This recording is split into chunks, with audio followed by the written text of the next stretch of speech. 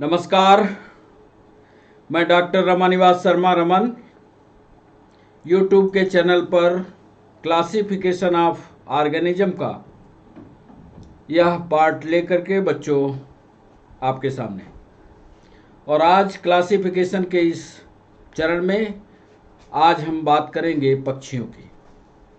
RH. बिटकर साहब ने क्लासिफिकेशन का वर्गीकरण करते हुए 5 किंगडम का क्लासिफिकेशन किया था, जिसमें मुनेरा था, प्रोटिस्टा था, फंजाई थी, प्लांटी थी और एनिमेलिया था।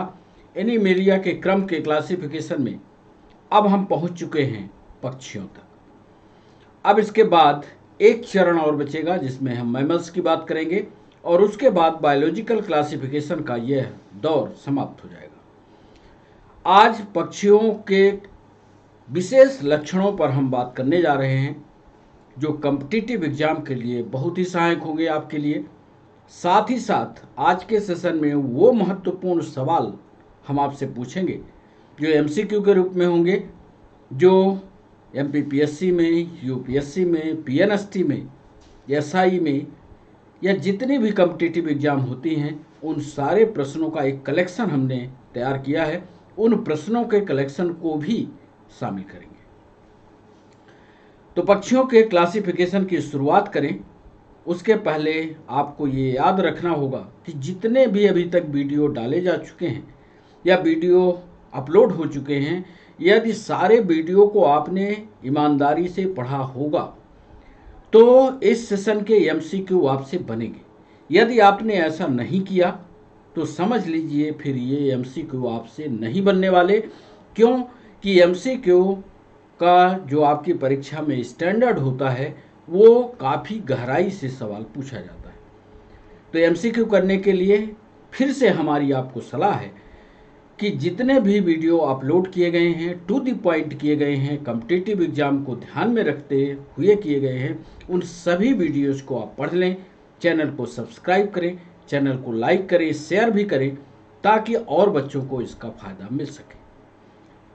साथ ही पढ़ने के बाद अपने कमेंट को लिखना मत भूलें। कमेंट जरूर लिखें, क्या आप चाहते हैं हमसे, क्या और सुधार चाहते हैं, क्या और सवाल चाहते हैं।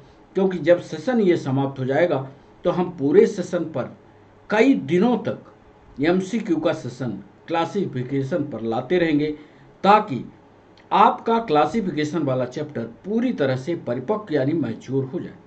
इसलिए पूरे क्लासिफिकेशन के जितने वीडियोज हैं सबके आप बेहतरीन नोट्स बना लें और सारे एमसीक्यू को करने के लिए तैयार रहें। शुरुआत करें पक्षियों की। आज हम पक्षियों के बारे में बात करेंगे और उन सवालों का जवाब तलाशेंगे जो कॉम्पिटिटिव एग्जाम में पूछे जाते हैं। एक सवाल, सामान्य सवाल पूछा गया कि ऐसे क्लास का नाम बताइए। क्लासिफिकेशन में यह सवाल पूछा गया, ऐसे क्लास का नाम बताइए जिसमें अग्रपाद यानी 4 लिम्ब मॉडिफाइड होकर के फीदर्स में या पंखों में कन्वर्ट हो जाते हैं। हम यहाँ टेट्रापोड की बात कर रहे हैं, यानी 4 पैर वाले जानवर। ये 4 पैर में ही आते हैं पक्षी। अब आप कहोगे साहब इसमें 2 पैर ही दिखते हैं, तो 2 कहाँ गए? ये 2 पैर परिस्थितियों के अनुसार रूपांतरित हो गए, एडाप्ट हो गए, मॉडिफाइड हो गए और वो पंखों के रूप में दिखाई देते हैं। इसकी बात करेंगे। दूसरा ये देखेंगे क्या इसकी बॉडी हेड, नेक और ट्रंक और टेल में बटी हुई है। इसके अलावा इसके स्किन की बात करेंगे। स्किन पर भी सवाल पूछे गए, क्या स्किन इसकी मॉइस्ट होती है, सूखी होती है, इस पर बात करेंगे। ये बात करेंगे कि इसमें अंतः कंकाल होता है कि नहीं होता, हड्डियां होती हैं कि नहीं होती।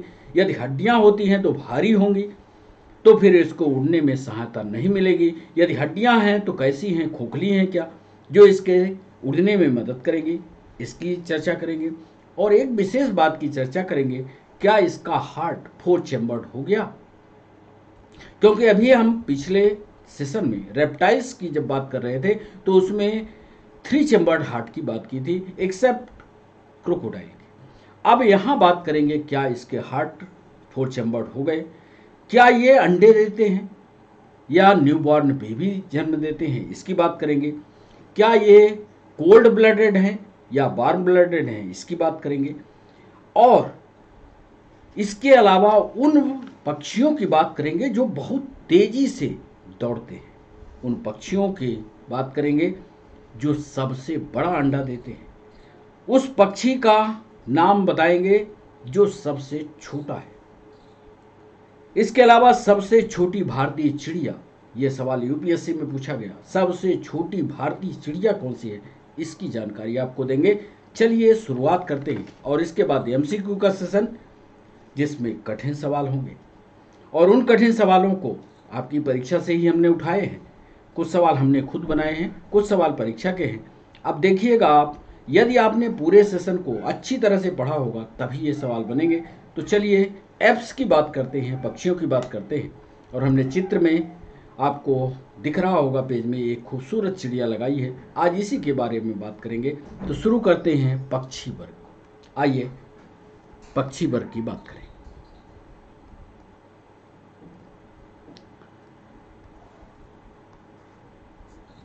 पक्षी वर्ग, या इसको चाहें तो क्लास एप्स लिख सकते हैं। अब इसका पहला लक्षण, पहली महत्वपूर्ण बात जो अभी हमने आपसे चर्चा की, इस वर्ग के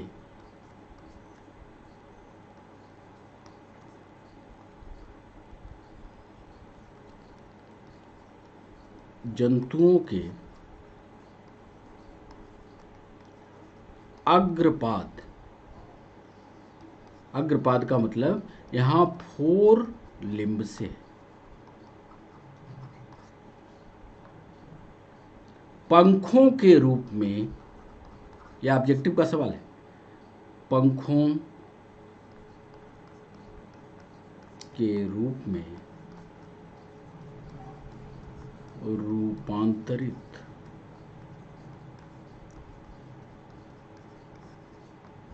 हो जाते हैं, जो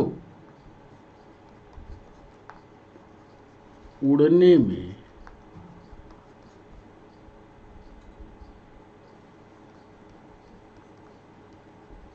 सहायक होते हैं। ये रहा पहला पॉइंट कि इसका फोर लिम्ब जो है वो मॉडिफाइड हो जाएगा फीदर्स के रूप में, और यह फीदर उड़ने में सहायता करता है। चलिए दूसरे पॉइंट की बात करें। दूसरा महत्वपूर्ण पॉइंट, इनकी बॉडी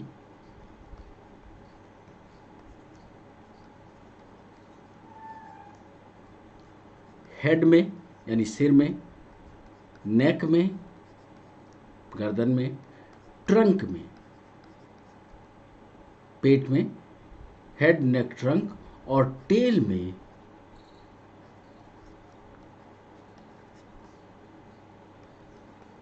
बटी होती है। और इसके बाद तीसरा महत्वपूर्ण पॉइंट लिखते हैं कि इनकी स्किन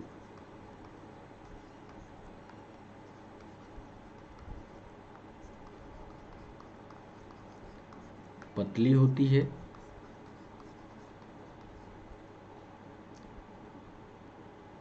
साथ ही साथ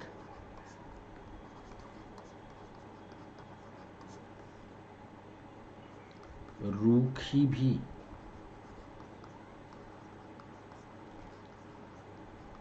याद कर लीजिए, इनकी स्किन, अभी इसके पहले वाले रेप्टाइल्स की बात की, इसके पहले एम्फीबिया की बात की। एम्फीबिया में त्वचा में म्यूसिलेजिनस ग्लैंड थी जो गीली रखती थी, वहाँ उसका कारण अलग था। इसके बाद रेप्टाइल्स की बात किया, सूखी त्वचा थी, स्केल्स थे। अब यहाँ पर स्किन को कह रहे हैं पतली होगी, साथ ही साथ रूखी भी होती है। अब चौथा पॉइंट आपको बताने जा रहे हैं, ये भी ऑब्जेक्टिव का महत्वपूर्ण पॉइंट। चौथा महत्वपूर्ण पॉइंट लिखिएगा कि हड्डियों का बना हुआ, बोन्स का बना हुआ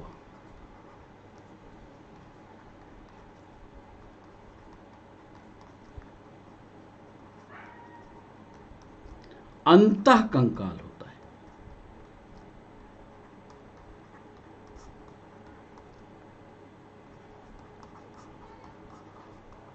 बोन्स का बना हुआ अंतःकंकाल होता है। लेकिन यहां पर पॉइंट लिखिएगा, लेकिन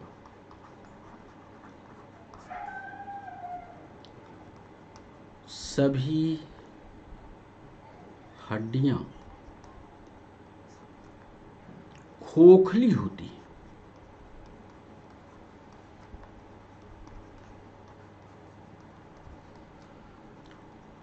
जिससे बर्ड्स को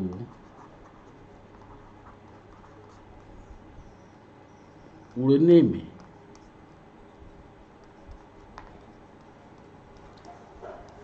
सहायता मिलती है। बड़ा इंपॉर्टेंट पॉइंट है। बोन्स का बना हुआ अंतःकंकाल होगा, लेकिन सभी हड्डियां खोखली होती हैं और बर्ड्स को उड़ने में सहायता देती है। अब खोखली होगी तो शरीर हल्का होगा, स्वाभाविक सी बात है। पचवां पॉइंट, जो महत्वपूर्ण पॉइंट लिखने जा रहे हैं, इसको ध्यान रखिएगा।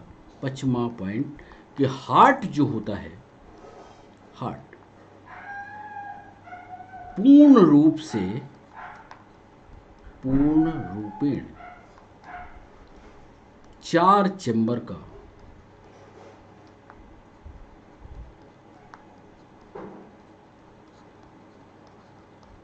बना होता है, जिसमें 2 आर्किल तथा 2 वेंट्रिकल होते हैं। यहां पर समझ लीजिएगा कि 2 आर्किल और 2 वेंट्रिकल का पूरी तरह से निर्माण हो चुका। छठवां महत्वपूर्ण पॉइंट लिखने जा रहे हैं। छठवां महत्वपूर्ण पॉइंट लिखिएगा कि ये जीव ओविपेरस होते हैं।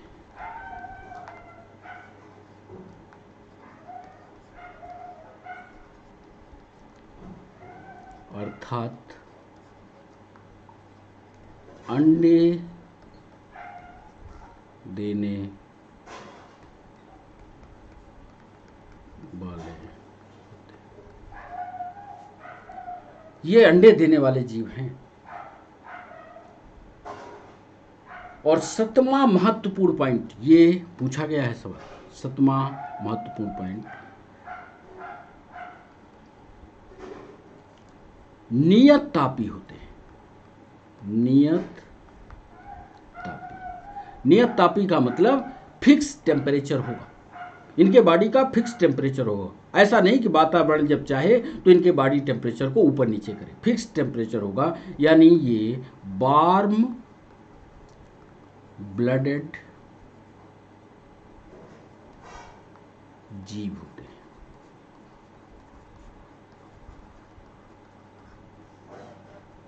तथा अपने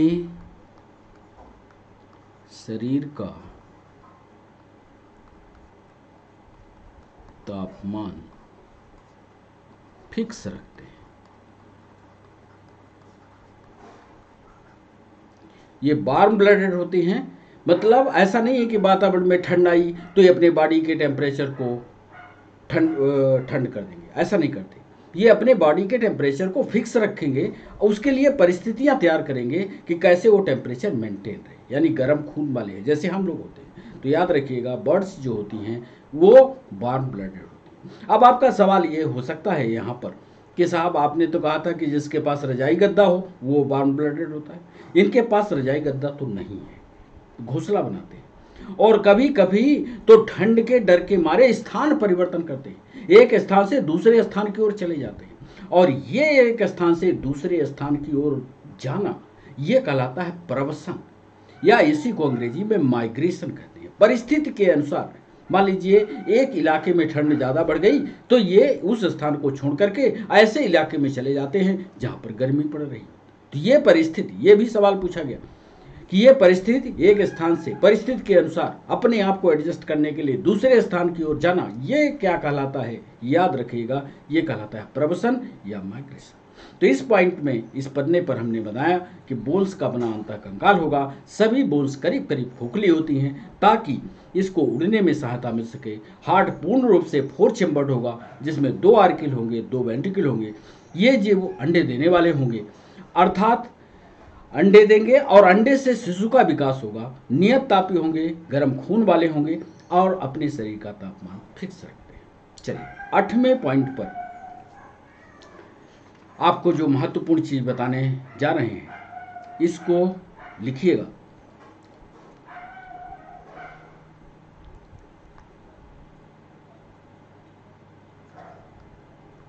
परिस्थिति के अनुसार, परिस्थिति के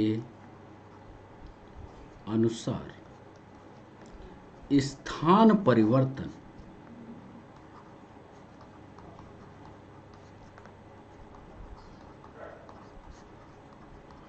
करते हैं। यह गुण माइग्रेशन, याद कर लीजिए, माइग्रेशन या प्रवसन कहलाता है।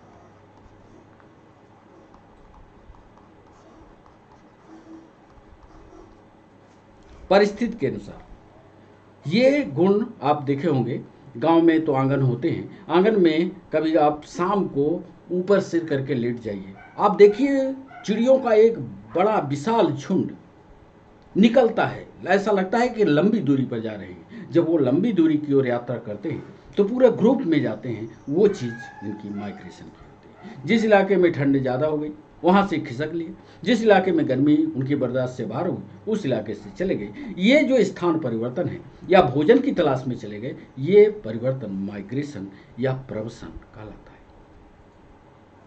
एक महत्वपूर्ण सवाल जो MP यसाई ने पूछा, उसको 9वें पॉइंट में लिखिएगा।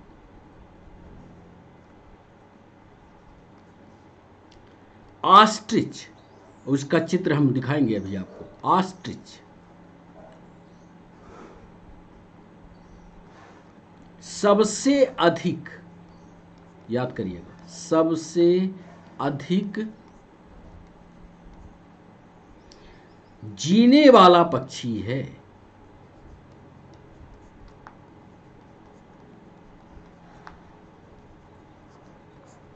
माने इसकी आयु सबसे ज्यादा होती है, सबसे अधिक जीने वाला पक्षी। यह, इस पर यह भी लिखिएगा,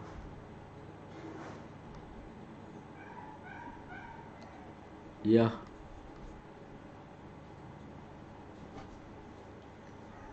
सबसे तेज दौड़ने वाला भी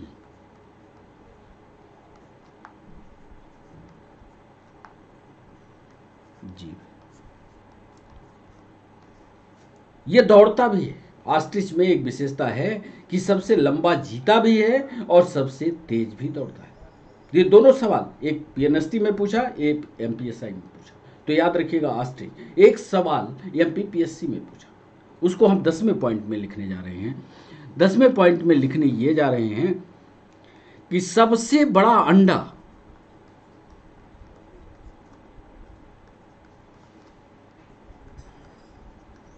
सबसे बड़ा अंडा देने वाला पक्षी, इसका अंडा भी अभी आपको चित्र में दिखाएंगे। देने वाला पक्षी ऑस्ट्रिच ही है।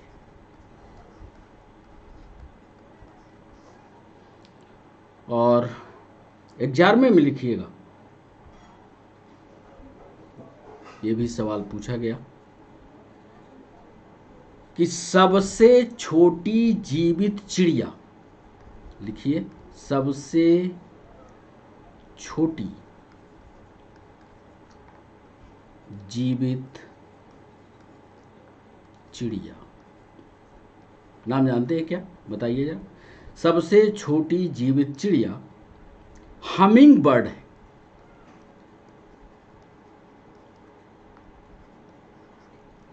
हमिंग बर्ड, हिंदी में भी लिख लीजिएगा हमिंग पक्षी।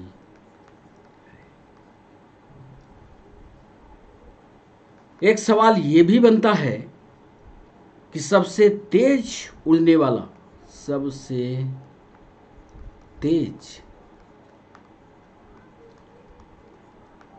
उड़ने वाला पक्षी का नाम बताइए।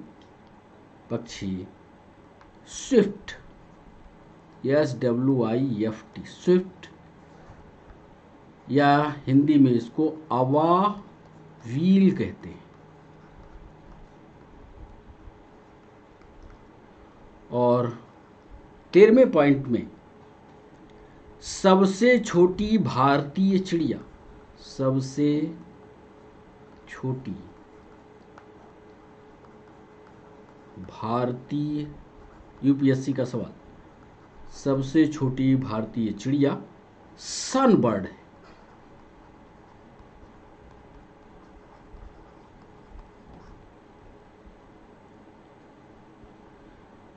और 14वें पॉइंट में, अंतिम पॉइंट में लिखिएगा कि इस क्लास के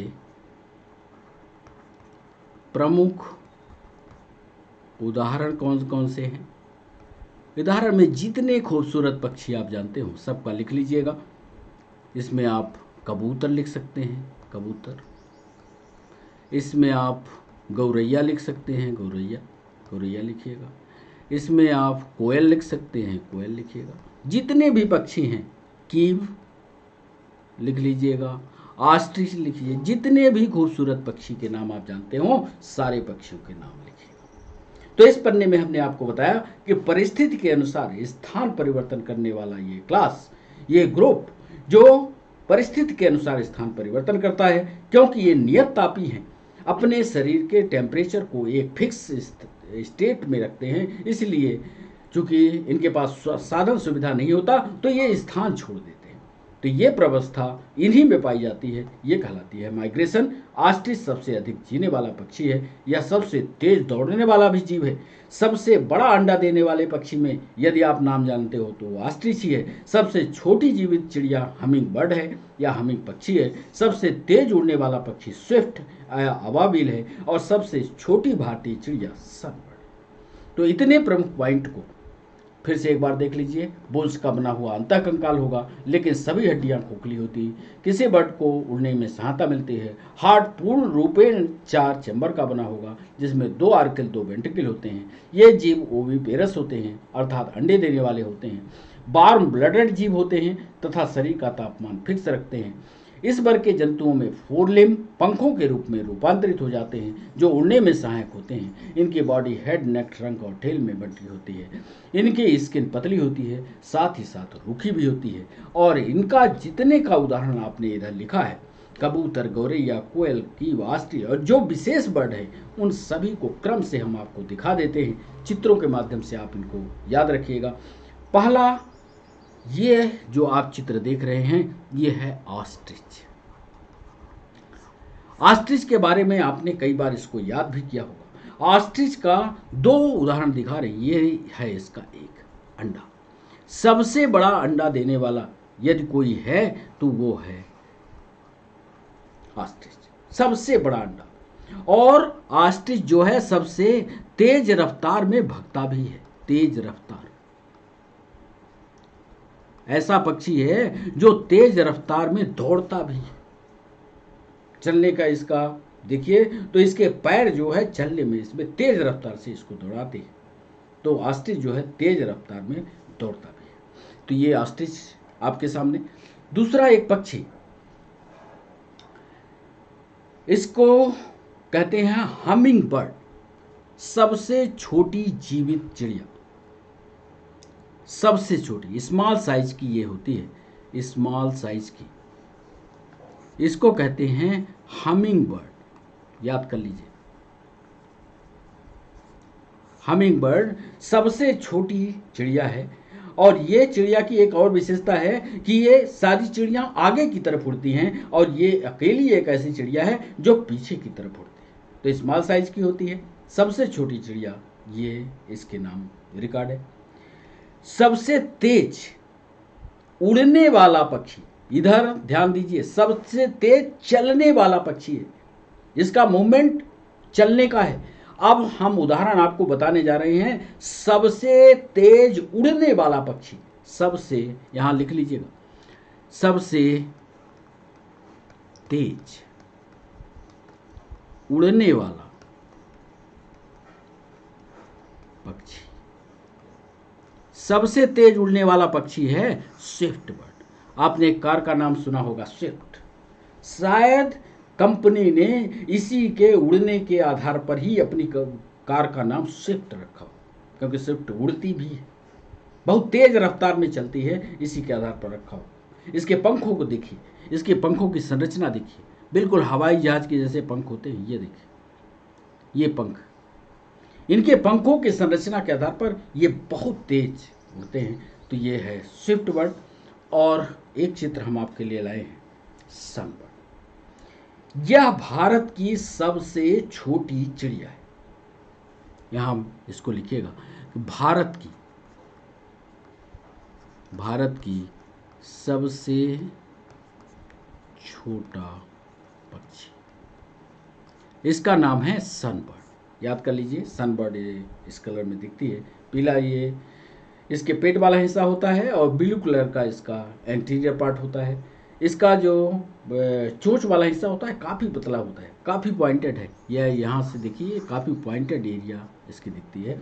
तो आगे की तरफ काफ़ी पॉइंटेड या नुकीला पोर्शन होता है, तो ये नुकीले पोर्शन वाला ये सनबर्ड होती है। तो भारत की सबसे छोटी पक्षी, भारतीय चिड़िया, यही है। फिर आपने बहुत सारे उदाहरण उधर देखे। एक चीज़ और बता दें जो हमने इसमें जोड़ा, कि पक्षियों में कंप्लीट रूप से 4 चेम्बर्ड हार्ट होते हैं, हमने बताया आप। इधर देखिए आप मैमल्स में देखेंगे तो ये इधर वाला राइट आर्किल दिख रहा होगा आपको, इधर वाला लेफ्ट आर्किल, ये वाला राइट वेंट्रिकल और इधर वाला लेफ्ट वेंट्रिकल। बिल्कुल 4 भागों में हार्ट बटा हुआ, इसीलिए हमने बगल में ह्यूमन का लगाया। इसी तरह से बर्ड का देखिए, बर्ड में भी ये 4 चेम्बरिंग की शुरुआत दिख रही है, बिल्कुल इस पर। ये बीच का सेपरेट करता हुआ पार्ट, ये वाला, ये सेपरेट कर दिया, तो ये वाला हिस्सा वेंट्रिकल का हो गया। अब वेंट्रिकल भी 2 भागों में बट गए और आर्किल ये 2 भागों में बट गए, तो 2 आर्किल और 2 वेंट्रिकल। इस तरह से बर्ड्स में 2 आर्किल 2 वेंट्रिकल यानी 4 चेम्बर्ड हार्ट पाया जाता है। तो यहां पर एक पॉइंट आपको याद रखना है कि बर्ड्स में 4 चेम्बर्ड हार्ट पाया जाता है। जैसे मैमल्स का होता है ऐसे बर्ड्स का भी होता है। तो एक चीज ये बता दिया। अब आते हैं महत्वपूर्ण सेशन पर, जिसको हम एमसीक्यू के सेशन से जानते हैं। आप इस पर इंटरेस्ट भी रखते हो, आप हमें कमेंट बॉक्स में बताना भी कि कैसे लगते हैं एमसीक्यू, क्या एमसीक्यू को और बढ़ाना चाहिए सेशन में, ये भी हमें कमेंट बॉक्स में बताना।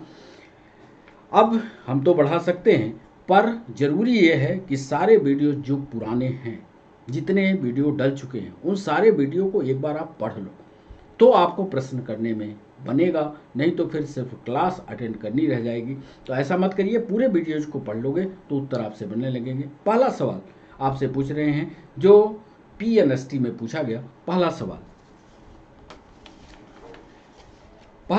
है, आइए पहले लिखते हैं पहला सवाल।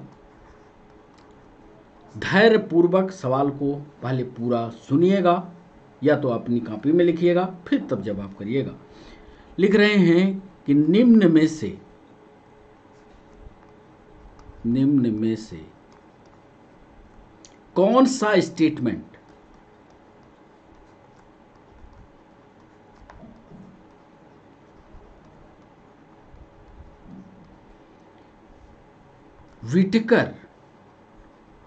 विटेकर को तो जानते ही हैं, एक वैज्ञानिक हैं जिन्होंने 5 किंगडम क्लासिफिकेशन दिया। विटेकर के 5 किंगडम क्लासिफिकेशन का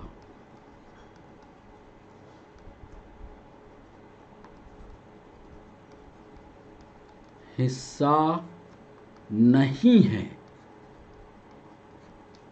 निम्न में से कौन सा स्टेटमेंट, हम 4 स्टेटमेंट लिखेंगे, उसमें से एक स्टेटमेंट ऐसा होगा जो विटेकर के क्लासिफिकेशन का हिस्सा नहीं है, उसका कोई भी क्लासिफिकेशन से लेना देना नहीं है। ये उत्तर आपको बताना है, पहला लिख रहे हैं। अब यदि आपने पूरे वीडियोस को पहले पढ़ा होगा तो आपसे बनेगा। पहला स्टेटमेंट हम लिखते हैं, कोशिका की जटिलता, कोशिका की जटिलता, या इसको अंग्रेजी में कहें तो कॉम्प्लेक्सिटी ऑफ सेल। बी हम लिख रहे हैं, जाति वृत्तीय संबंध,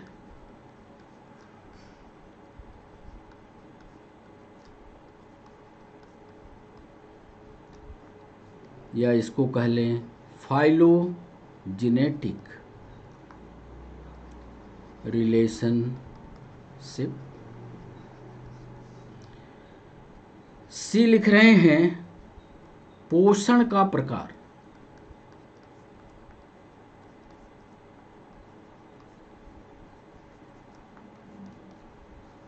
टाइप ऑफ न्यूट्रिशन। और डी लिख रहे हैं, उपापचय, अंग्रेजी इसकी लिख रहे हैं मेटाबॉलिज्म। हमने सवाल, फिर से सवाल पढ़ते हैं। हमने सवाल पूछा कि निम्न में से कौन सा स्टेटमेंट विटेकर के 5 किंगडम क्लासिफिकेशन का हिस्सा नहीं है। मतलब उन्होंने उस स्टेटमेंट को आपको बताना है जिसमें से उन्होंने अपने क्लासिफिकेशन को करते समय उसको आधार नहीं बनाया। कोशिका की जटिलता को, जाति वृत्तीय संबंध को, पोषण के प्रकार को, या उपापचय को। फिर से सुनिए, complexity of cell, phylogenetic relationship, type of nutrition, उपापचय यानी मेटाबॉलिज्म।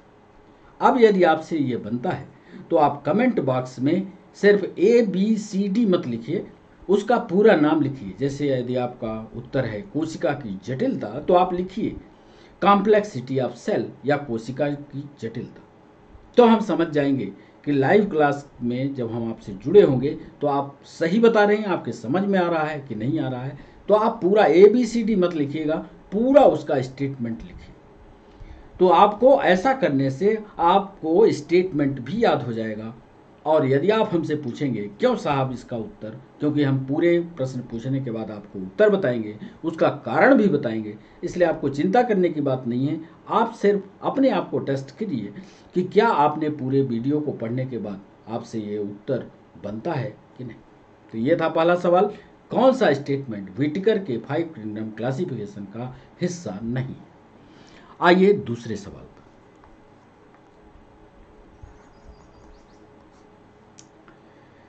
दूसरा सवाल है, 5 किंगडम क्लासिफिकेशन में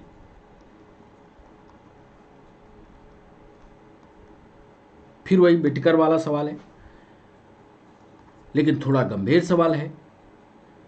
5 किंगडम क्लासिफिकेशन में एक कोशिकीय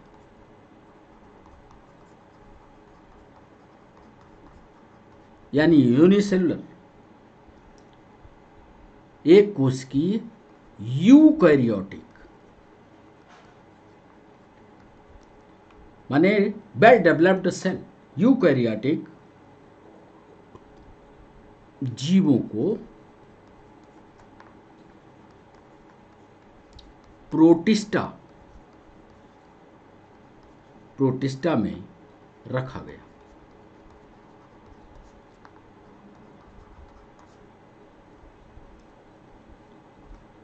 जिनका वास स्थान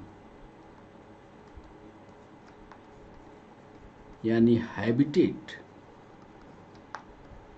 मुख्य रूप से था। 5 किंगडम क्लासिफिकेशन में RS विटेकर साहब ने एक कोशिकी यूनिसेलुलर यूकैरियोटिक जीवों को प्रोटिस्टा में रखा। वो ये जानना चाहते हैं आपसे कि उनके हैबिटेट मुख्य रूप से कहाँ थे, पहला, उन्होंने लिखा वो स्थलीय थे, यानी टेरेस्ट्रियल थे। बी लिखा उनने जलीय थे, एक्वेटिक थे। सी उन्होंने कहा, एमपीएसआई का ये सवाल है, सैप्रोफिटिक थे, सैप्रोफिटिक हैबिटेट था, यानी मृत जीवों के आसपास रहते थे।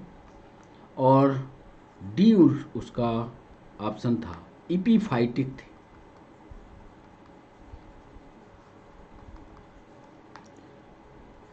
मृतोप जीवित। 5 किंगडम क्लासिफिकेशन में ये भी आप जानते हैं कि एक ग्रुप बनाया प्रोटिस्टा। प्रोटिस्टा में एक कोष की यूकैरियोटिक जीवों को रखा गया। वो प्रश्न आपसे ये पूछ रहा है एमपीएसआई वाला कि ये बताइए कि उनका हैबिटेट मुख्य रूप से थल था, जल था, मरे हुए जीव वाला था, या लटकने वाला कंडीशन थी, या पानी में पाई जाने वाली पौधों के ऊपर लटक लटक करके जाने वाली कंडीशन थी। ये 4 ऑप्शन दिया, इसमें से एक ही ऑप्शन सही है। यदि आपसे उत्तर बनता है तो पूरा उत्तर कंप्लीट रूप से लिखिएगा। टेरेस्ट्रियल जैसे हमने लिखा है, स्थलीय, जलीय, सैप्रोफिटिक, इपीफाइटिक, ऐसा पूरा उत्तर लिख करके हमें कमेंट बॉक्स में बताइए। तब तक हम आपसे तीसरा सवाल पूछते हैं। इस सवाल को जरा गंभीरता से करिएगा।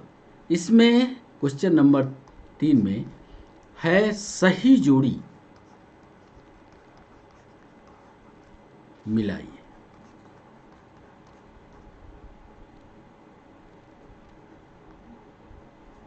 सही जोड़ी मिलाओ। 2 कॉलम बनाते हैं। कॉलम में नाम लिखते हैं हम ए, बी, सी और डी। इसी के सामने लिखते हैं 1, 2, 3, 4। अब देखिएगा, ए में लिख रहे हैं हम एक वैज्ञानिक का नाम डीजे इवानोविस्की।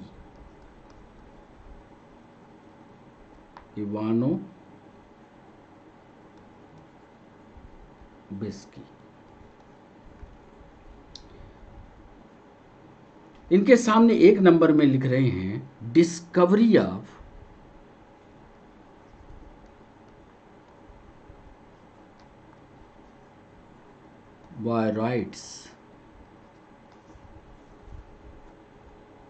बायराइट्स की खोज। बी में लिख रहे हैं बैजारी नेक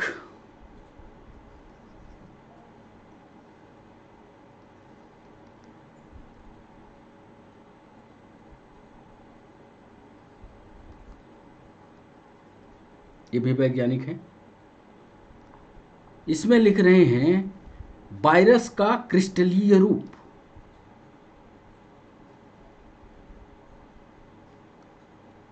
क्रिस्टलाइजेशन ऑफ वायरस। तीसरा लिख रहे हैं WM स्टैनले।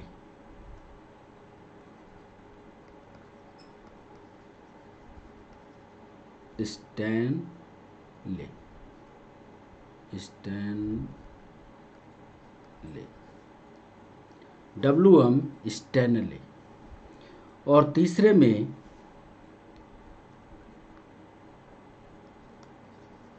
कंटाजियम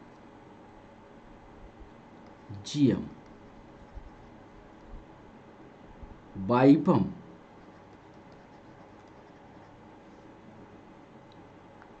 फ्लूडियम।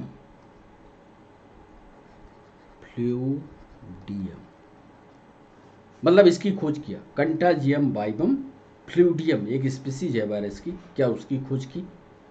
और डी यानी अंतिम में लिख रहे हैं, अंतिम पॉइंट लिख रहे हैं टियोडायनियर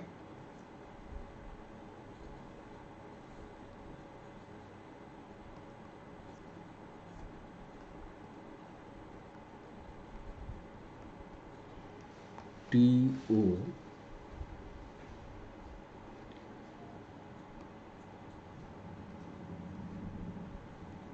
डाय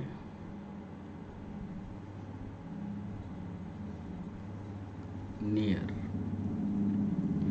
discovery of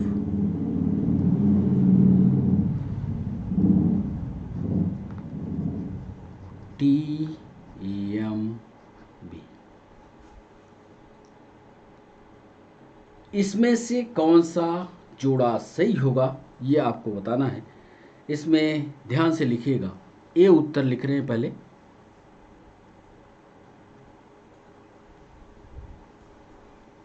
ए में लिखिएगा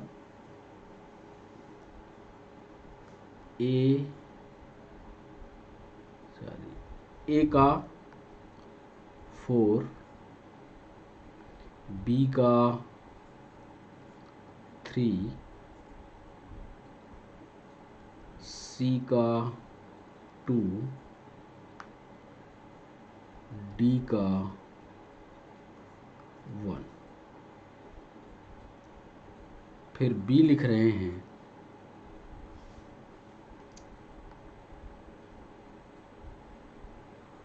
ए का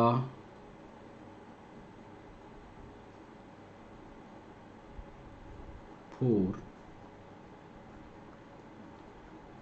बी का 3, सी का ए, डी का 2। सी उत्तर दे रहे हैं आपको ए का 3,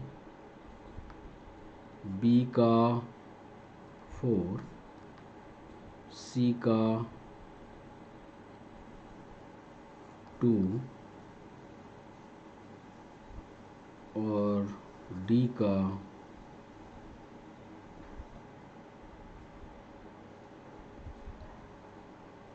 1। और डी आंसर दे रहे हैं आपको ए का 2, बी का 3, सी का 4 और डी का 1। देख लीजिए, सही जोड़ी आपको मिलाना है। ए का 4, बी का 3, सी का 2, डी का 1, बी का ए का 4, बी का 3, सी का 1, डी का 2, ए का 3, बी का 4, सी का 2, डी का 1, डी का ए का 2, बी का 3, सी का 4, डी का 1। थोड़ा सा इसमें सोचना पड़ेगा। यदि आपने वैज्ञानिकों के बारे में जानकारी रखी है तो ये उत्तर आपसे बनेगा। और ये सवाल PNST में पूछा, सही जोड़ी इसमें मिलाना है। तो तीसरे सवाल का जवाब करिएगा। ये तीसरा सवाल था। अब चलते हैं, ये सवाल नंबर 3 था। चौथे सवाल पर चलते हैं, क्वेश्चन नंबर 4। चौथा सवाल है, निम्न में से कौन सा जीव लगातार विभाजित होकर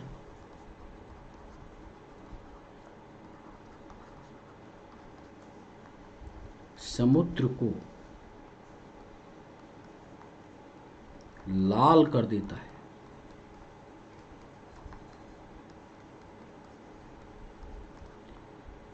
ए लिखिएगा उत्तर यूग्लिना, बी उत्तर लिखिएगा नॉक्टिल्यूका,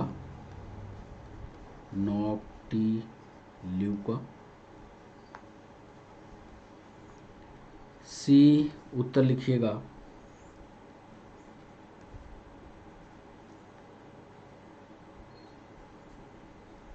गॉनी लैक्स, और डी ट्रिपैनोसोमा।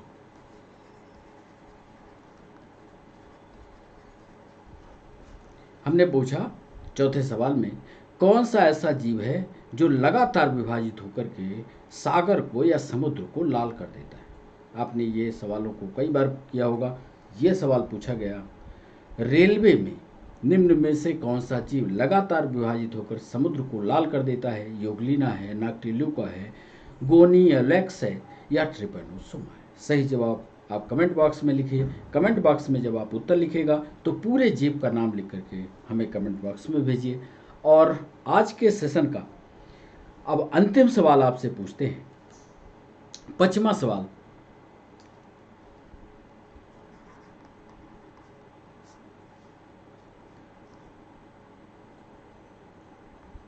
सेक्सुअल रिप्रोडक्शन या लैंगिक जनन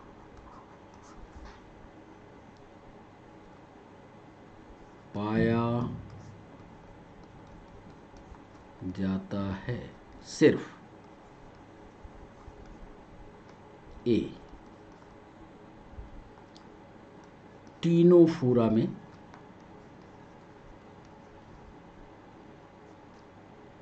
बी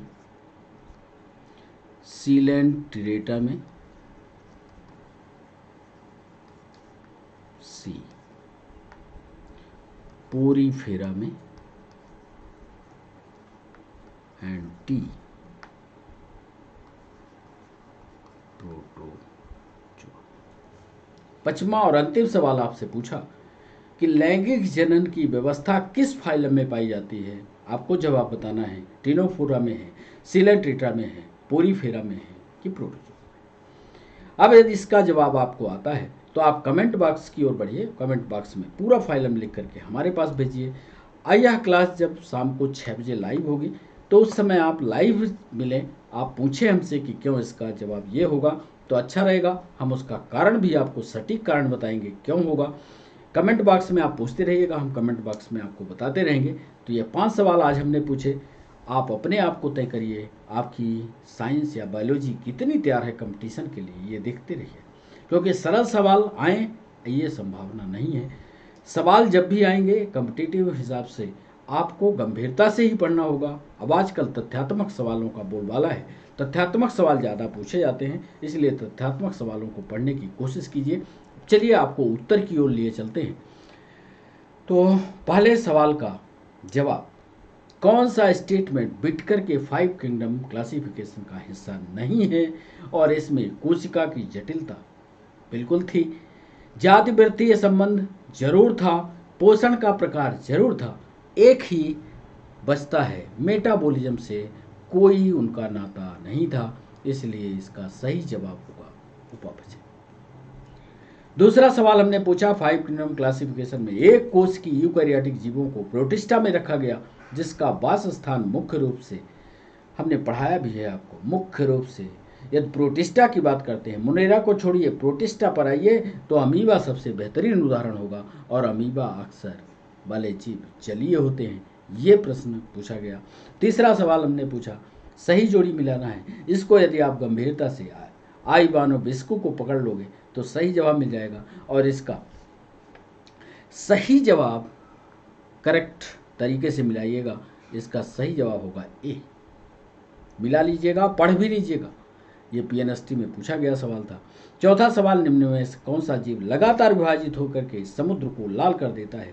ये सवाल तो आपने पढ़ा था कि एल्गी करती है, फंजाई करती है, कौन करता है, लेकिन नाम नहीं जानते थे। ये सवाल पूछ लिया गया कि नाम उसका बताइए, तो ये नाम था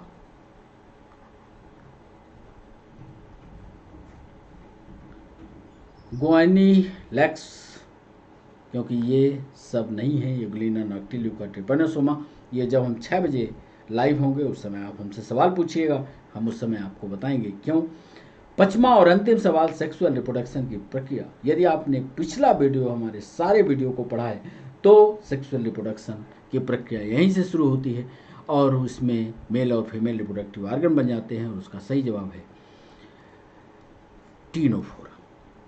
तो ये 5 सवाल आज के लिए थे।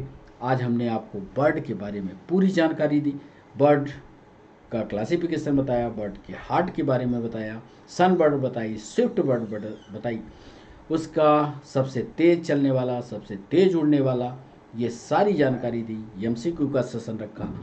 अब सेशन को समाप्त करने की बारी है। तो बच्चों कैसा लगा सेशन, ये ज़रूर आप अपने कमेंट बॉक्स में लिखिएगा।